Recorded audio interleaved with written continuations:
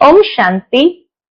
आज 25 जून 2024 को हम सभी बाबा के अनमोल मधुर महावाक्य सुनेंगे। आज की मुरली में बाबा ने हम बच्चों को आत्मा का पाठ पुनः पक्का कराया है। बाबा कहे तुम बच्चों को कर्मातीत अवस्था को पाना है और कर्मातीत बनने के लिए सबसे पहले कर्मेंद्रिय जीत बनना है। सभी कर्मेंद्रियों को संपूर्ण पावन करना है। जितना कर्मेंद्रिय जीत बनते जाएंगे उतना ही सारी कर्मेंद्रियां निर्विकारी बनती जाएंगी और उस अवस्था के समीप आते जाएंगे तो अंग अंग शीतल सुगंधित होते जाएंगे। बाबा कहे इन कर्मेंद्रिय से विकारों की बांस निकल जाए तो अति इंद्रिय सुख का अनुभव होता रहेगा। सुनते हैं आज के बाबा के अनमोल मधुर महावाक्य। ओम शांति। मीठे बच्चे, पक्का पक्का निश्चय करो कि हम आत्मा है। आत्मा समझकर हर काम शुरू करो तो बाप याद आएगा और पाप नहीं होगा। जहां बाप होगा वहां पाप नहीं होगा। आज की मुरली से प्रश्न है, कर्मातीत स्थिति को प्राप्त करने के लिए कौन सी मेहनत हर एक को करनी है? कर्मातीत स्थिति की समीपता की निशानी क्या है? उत्तर है, कर्मातीत बनने के लिए याद के बल से अपनी कर्मेंद्रिय को वश में करने की मेहनत करो। अभ्यास करो, मैं निराकार आत्मा निराकार बाप की संतान हूं। सब कर्मेंद्रियां निर्विकारी बन जाएं। यह है जबरदस्त मेहनत। जितना कर्मातीत अवस्था के समीप आते जाएंगे उतना अंग अंग शीतल सुगंधित होते जाएंगे। उनसे विकारी बांस निकल जाएंगी। अति इंद्रिय सुख का अनुभव होता रहेगा। ओम शांति। शिव भगवान उवाच, यह तो बच्चों को नहीं बताना है कि किसके प्रति। शिव भगवान उवाच, किसके प्रति?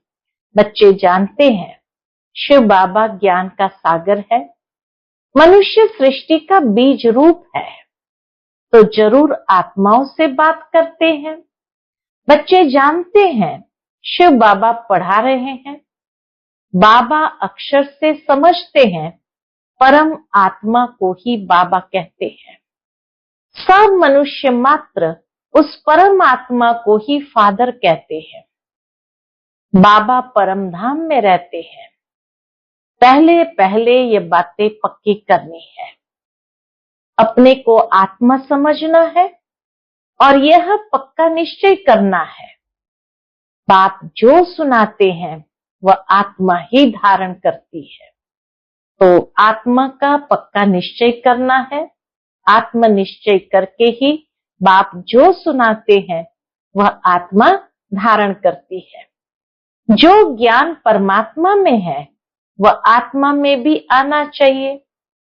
जो फिर मुख से वर्णन करना होता है, जो कुछ भी पढ़ाई पढ़ते हैं वह आत्मा ही पढ़ती है। आत्मा निकल जाए तो पढ़ाई आदि का कुछ भी मालूम न पड़े। आत्मा संस्कार ले गई, जाकर दूसरे शरीर में बैठी, तो पहले अपने को आत्मा पक्का पक्का समझना पड़े। देह अभिमान अब छोड़ना पड़े।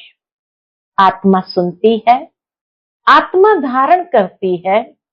आत्मा इसमें नहीं होती तो शरीर हिल भी न सके। अब तुम बच्चों को ये पक्का पक्का निश्चय करना है, परमात्मा हम आत्माओं को ज्ञान दे रहे हैं। हम आत्मा भी शरीर द्वारा सुनती है और परमात्मा शरीर द्वारा सुना रहे हैं। यही घड़ी घड़ी भूल जाते हैं। देह याद आती है। यह भी जानते हो अच्छे व बुरे संस्कार आत्मा में ही रहते हैं। शराब पीना, छीछी बात करना, यह भी आत्मा करती है ऑर्गन्स द्वारा।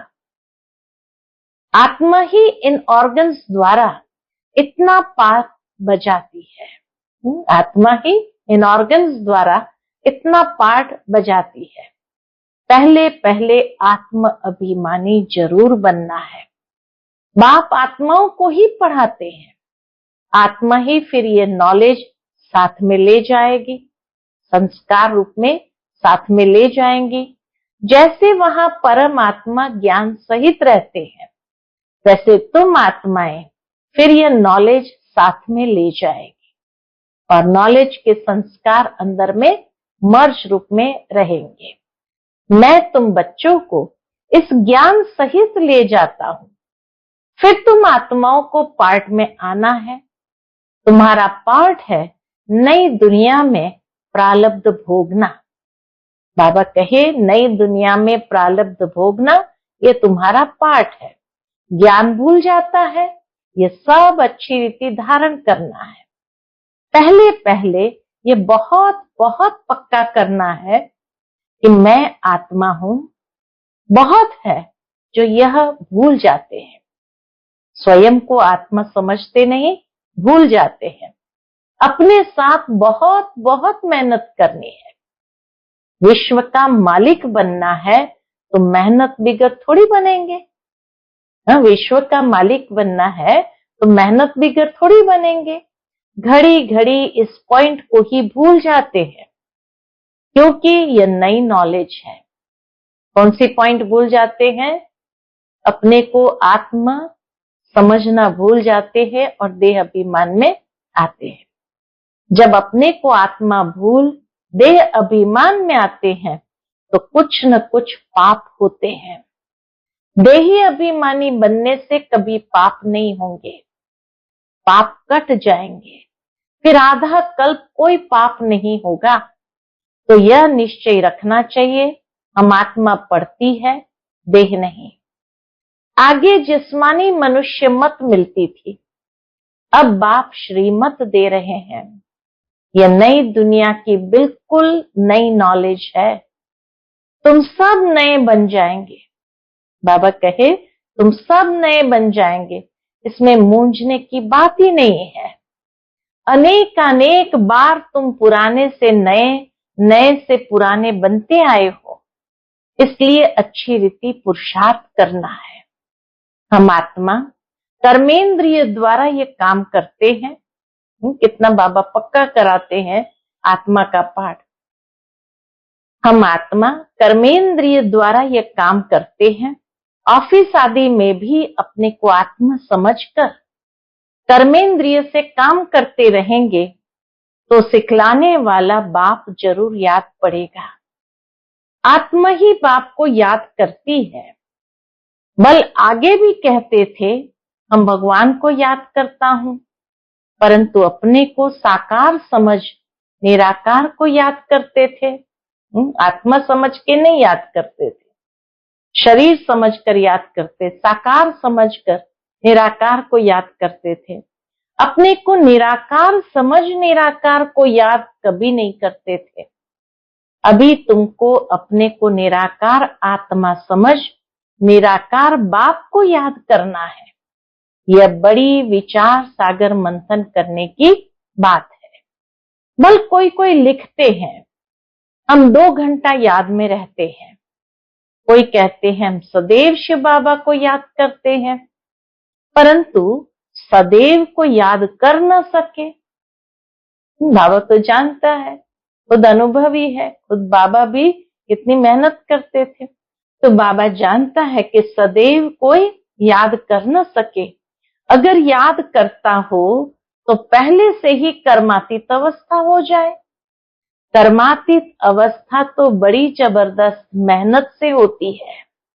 इसमें सब विकारी कर्मेंद्रियां वश हो जाती है। सतयुग में सब कर्मेंद्रियां निर्विकारी बन जाती है। अंग अंग सुगंधित हो जाता है। अभी बासी छीछी अंग है, इस समय बासी छीछी अंग है। सतयुग की तो बहुत प्यारी महिमा है। उसको कहा जाता है हेवन। नई दुनिया, वैकुंठ, वहां के फीचर्स, ताज आदि यहाँ पर कोई बना न सके। बल तुम देखकर भी आते हो, परंतु यहाँ वह बना न सके। वहां तो नेचुरल शोभा रहती है। तो अब तुम बच्चों को याद से ही पावन बनना है। याद की यात्रा बहुत बहुत करनी है, इसमें बड़ी मेहनत है। याद करते करते कर्मातीत अवस्था को पा ले तो सब कर्मेंद्रियां शीतल हो जाए, अंग अंग बहुत सुगंधित हो जाए, बदबू नहीं रहेगी। अभी तो सभी कर्मेंद्रियों में बदबू है। ये शरीर कोई काम का नहीं है। तुम्हारी आत्मा अभी पवित्र बन रही है। शरीर तो बन न सके, वह तब बने जब तुमको नया शरीर मिले, अंग अंग में सुगंध हो। ये महिमा देवताओं की है। तुम बच्चों को बहुत खुशी होनी चाहिए। किस बात की? बाप आया है तो खुशी का पारा चढ़ जाना चाहिए, है ना? कि बाबा आया है तो कितनी खुशी होनी चाहिए। और वो हमें क्या बना रहे हैं? ऐसी दुनिया में ले जा रहे हैं जहां अंग अंग से सुगंध निकलती हो। बाप कहते हैं मुझे याद करो तो विकर्म विनाश होंगे। गीता के अक्षर कितने क्लियर है। बाबा ने कहा भी है, मेरे जो भक्त है, जो गीता पाठी होंगे, वह श्री कृष्ण के पुजारी जरूर होंगे। तब बाबा कहते हैं देवताओं के पुजारियों को सुनाना। मनुष्य शिव की पूजा करते हैं और फिर कह देते हैं सर्वव्यापी। ग्लानि करते हुए भी मंदिरों में रोज जाते हैं। एक तरफ ग्लानि भी करते हैं, फिर रोज मंदिरों में भी जाते हैं। शिव के मंदिर में ढेर के ढेर जाते हैं। बहुत ऊंची सीढ़ी चढ़कर जाते हैं ऊपर में। शिव के मंदिर ऊपर में होते तो बहुत सीढ़ी चढ़कर जाते हैं ऊपर में। शिव का मंदिर ऊपर बनाया जाता है। शिव बाबा भी आकर के सीढ़ी बताते हैं ना। उनका ऊंचा नाम, ऊंचा ठाव है। कितना ऊपर जाते हैं। बद्रीनाथ, अमरनाथ, वहां शिव के मंदिर है। ऊंच चढ़ाने वाला है तो उनका मंदिर भी बहुत ऊंच बनाते हैं। यहाँ गुरु शिखर का मंदिर भी ऊंची पहाड़ी पर बनाया हुआ है। ऊंच बाप बैठ तुमको पढ़ाते हैं। दुनिया में और कोई नहीं जानते कि शिव बाबा आकर पढ़ाते हैं। वह तो सर्वव्यापी कह देते हैं। अभी तुम्हारे सामने एम ऑब्जेक्ट भी खड़ी है। सिवाय बाप के और कौन कहेगा ये तुम्हारी एम ऑब्जेक्ट है? लक्ष्मी नारायण का चित्र दिखाकर बाबा कहे, ऐसा कौन होगा जो कहेगा ये तुम्हारी एम ऑब्जेक्ट है? ये बाप ही तुम बच्चों को बतलाते हैं। तुम कथा भी सत्यनारायण की सुनते हो। वह तो जो पास्ट हो जाता है उनकी कथाएं बताते हैं कि आगे क्या क्या हुआ, जिसको कहानी कहा जाता है। जिसको कहानी कहा जाता है, ये ऊंच ते ऊंच बाप बड़े ते बड़ी कहानी सुनाते हैं। और यह कहानी तुमको बहुत ऊंच बनाने वाली है। 5000 वर्ष की ये कहानी, यह सदैव याद रखनी चाहिए और बहुतों को सुनानी है। कहानी सुनाने के लिए ही तुम प्रदर्शनी व म्यूजियम बनाते हो। 5000 वर्ष पहले भारत ही था जिसमें देवताएं राज्य करते थे। यह है सच्ची सच्ची कहानी जो दूसरा कोई बता न सके। ये रियल कहानी है जो चैतन्य वृक्षपति बाप बैठ समझाते हैं। बीज है तो वृक्षपति है, वो आकर के समझाते हैं। तो ये रियल कहानी है जो चैतन्य वृक्षपति बाप बैठ समझाते हैं, जिससे तुम देवता बनते हो। इसमें पवित्रता मुख्य है। पवित्र नहीं बनेंगे तो धारणा नहीं होगी। शेरनी के दूध के लिए सोने का बर्तन चाहिए, तभी धारणा हो सकेगी।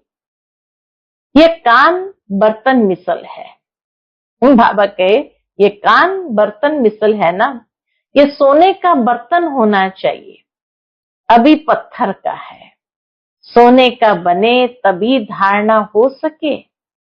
बड़ा अटेंशन से सुनना और धारण करना है। कहानी तो इजी है जो गीता में लिखी है, वह कहानियां सुनाकर कमाई करते हैं। सुनाने वालों से उन्हों की कमाई हो जाती है। यहां तुम्हारी भी कमाई है, दोनों कमाई चलती रहती है, दोनों व्यापार है। पढ़ाते भी है, कहते हैं मन मना भव।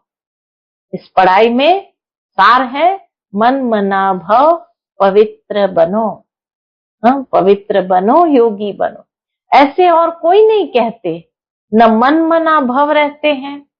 कोई भी मनुष्य यहाँ पवित्र हो नहीं सकते, क्योंकि भ्रष्टाचार की पैदाइश है। रावण राज्य कलयुग अंत तक चलना है, इसमें पावन होना है, उसमें पावन होना है। पावन कहा जाता है देवताओं को, न कि मनुष्य को। सन्यासी भी मनुष्य है, उन्हों का है निवृत्ति मार्ग का धर्म। बाप कहते हैं मुझे याद करो तो तुम पवित्र बन जाएंगे। भारत में प्रवृत्ति मार्ग का ही राज्य चला है, निवृत्ति मार्ग वालों से तुम्हारा कोई कनेक्शन नहीं है। यहाँ तो स्त्री पुरुष दोनों को पवित्र बनना है। दोनों पहिए चलते हैं तो ठीक है, नहीं तो झगड़ा हो तो पड़ता है। अगर दोनों पहिए साथ में नहीं चलते तो आपस में झगड़ा हो पड़ता है। इस बात पर पवित्रता पर ही झगड़ा चलता है, और कोई सत्संग में पवित्रता पर झगड़ा हो ऐसा कभी सुना नहीं होगा। ये एक ही बार जब बाप आते हैं तब झगड़ा होता है। सभी का झगड़ा होता है। साधु संत आदि कभी कहते हैं क्या कि अबलाओं पर अत्याचार होंगे? यहाँ बच्चियां पुकारती है बाबा हमको बचाओ। बाप भी पूछते हैं, नंगन तो नहीं होते हो? क्योंकि काम महाशत्रु है ना, एकदम गिर पड़ते हैं। इस काम विकार ने सबको वर्थ नॉट अ पेनी बनाया है। बाप कहते हैं 63 जन्म तुम वैशालय में रहते हो, अभी पावन बन शिवालय में चलना है। ये एक जन्म पवित्र बनो। शिव बाबा को याद करो तो शिवालय स्वर्ग में चलेंगे।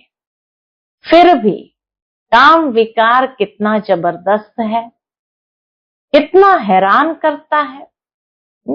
मनुष्य को कितना हैरान करता है। कशिश होती है, कशिश को निकालना चाहिए।